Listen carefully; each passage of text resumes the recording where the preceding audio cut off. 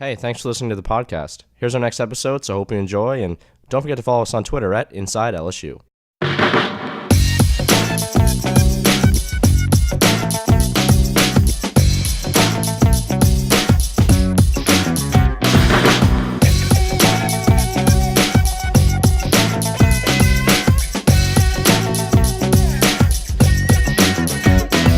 Welcome into a Friday edition of the Inside the Tigers podcast. Glad you're with us. I'm Harrison Valentine. Today we're joined by Alabama beat reporter for 247Sports, Charlie Potter. You can follow him on Twitter at Charlie_Potter. Charlie, thanks for coming on, man. No problem, man. Thanks for having me. So LSU and Alabama set to play each other tomorrow in Tuscaloosa for an early 11 a.m. tip on ESPN. This is a big game for both teams. For LSU, they're trying to keep pace with Kentucky and Tennessee for first place. And for Bama, they're trying to get a Quadrant 1 win to get into the NCAA tournament. Charlie, it seems like Coleman Coliseum has been a house of horrors for LSU the last decade. Even with how the season has played out, I know LSU fans get worried when they have to enter that building. How do you see the two teams matching up tomorrow, and is this an Alabama team that's capable of getting that resume-boosting win versus LSU at home tomorrow?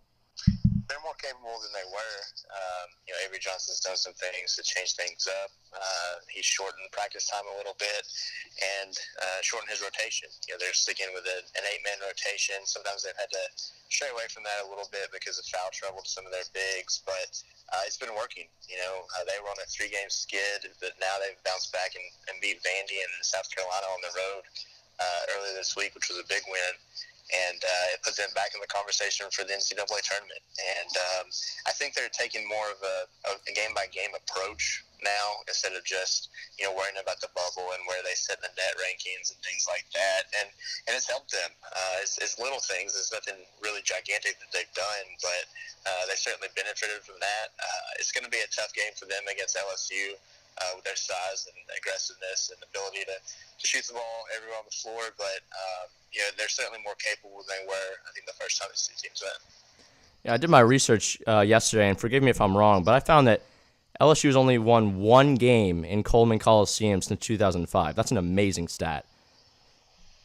Yeah, it's a tough place to play because Alabama kind of gets up for home games. And that's kind of been the tell of this team this season is that, if they're facing a ranked team, wherever it is, or if they're playing at home, they play a little bit better.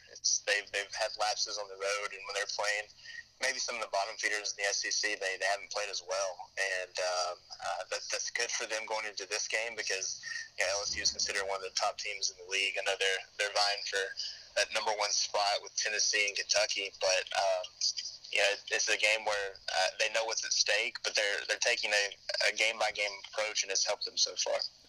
Now, it's been a little bit of a roller coaster February for Alabama on the floor. They're coming off a massive win, though, in Columbia versus South Carolina, which was kind of a playoff game within itself. Just so our listeners who don't follow Bama hoops know who to watch tomorrow, what are a couple players that have had the hot hand lately that could give the Tigers some trouble? Yeah, you mentioned the roller coaster ride, and that's kind of been what you've seen from players. They'll have guys that have had good games, then disappear. It's just kind of how the season's gone. But some of the most consistent performers have been Dante Hall, the senior big man, and he's a guy that they're going to rely on down low. He's kind of the energy guy too, whether it's on the defensive end or with his dunks. So Dante is definitely a name to watch. And then I think the young point guard, Kyra Lewis. He's 17 years old, but he's kind of come into his own and been really consistent for Alabama.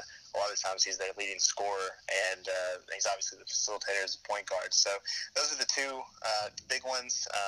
Of late, they've had some guys that have brought a lot of energy. They might not be producing on the floor like they're used to, but John Petty's a guy that can get hot from 3.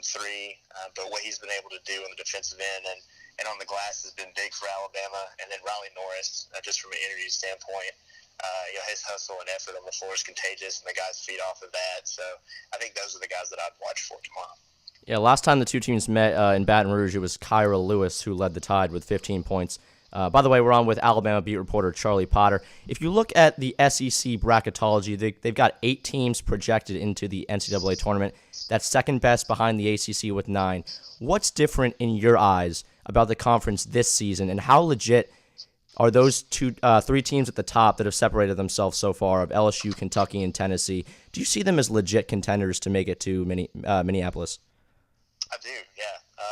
Kentucky's really come on of late. I know Alabama's glad to have played them when they did because they were able to get a win over the Wildcats. I don't think that would be the case if they were to play again. But they're looking like a number one seed in a Final Four contender. I think Tennessee, that's another team that Alabama played really close, has looked the part for most of the season. They've kind of struggled a little bit of late. And then LSU, I think the case can be made for the Tigers that they're the top team in the SEC right now. So it's very strong at the top. And then there's a lot of teams in the middle of the pack, that are going to be in the contention for the tournament. I think that's really helped the league this year.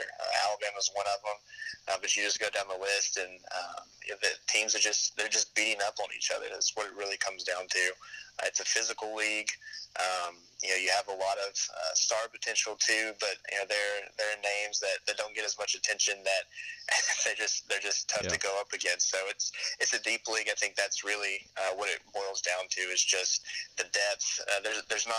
I mean, you're going to have your bottom feeder or two, but it's pretty solid from top to bottom. And then finally, I certainly know what people think of Will Wade around these parts, but when it comes to Avery Johnson, you were just at his media availability. What's the vibe in Tuscaloosa around him now in his 5th season? I know it's been an up and down year. What are the overall feelings about what he's accomplished during his time there? Yeah, I mean, it fluctuates.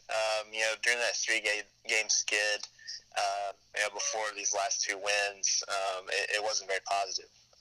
People, I work for a website that has a message board. I'm on Twitter all the time, and people, were wanting Avery to be fired. Yeah. And now they're in position to be in the tournament again. And a colleague of mine, Travis Ryer, said it best on Twitter. Teams and people remember, what you did to get to the tournament. If you got to the tournament, they don't remember the losses earlier in the season or the losses at the end of the SEC regular season. They want to see that tournament appearance and name on the bracket, and that's all that matters. I think if they are to get into the tournament, which they're in pretty good shape right now, they don't need to lay an egg in these last 3 games. But I think that positive shift toward Avery will continue. But if they were to, the last 3 games are tough. They play, obviously, LSU on Saturday, and then they'll host Auburn and play Arkansas on the road to close things out. If they can go out and win 2 of those or one of these next 2, I think Alabama will be in good shape. And I think that positive vibe for Avery from the fan base will continue. It's a big one for sure tomorrow in Tuscaloosa. That is Charlie Potter, Alabama beat reporter for BamaOnline.com. You can follow him on Twitter at Charlie_Potter. Thanks for letting us steal a few minutes. No problem, man. Thanks for having me.